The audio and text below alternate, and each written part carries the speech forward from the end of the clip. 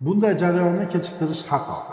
Siydikda qon bo'lishi, ya'ni fan tilida gematuriya.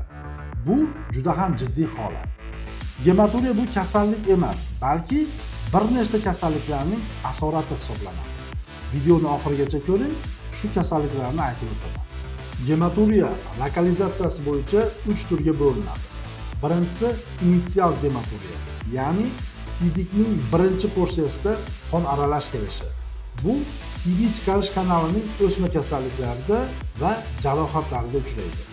Ikkinchisi terminal gematuriya, ya'ni siydikning oxirgi porsiyasida qon aralash kelishi. Bu qovuq bo'yni saratoni yoki prostata bezi saratoni kasalliklarida uchraydi. Uchinchisi total gematuriya. Bu siydikning barcha porsiyalarida qon aralash kelishi. Bu siydik tosh kasalliklarida, buyrak, siydik nayi va qovuq o'sma kasalliklarida va shu a'zolarning jarohatlanganida uchraydi. Sizda va yaqinlaringizda gematuriya kuzatilsa, albatta urolog mutaxassisga murojaat qiling. Shunday ma'lumotlarni o'tkazib yubormaslik uchun sahifamga obuna bo'ling.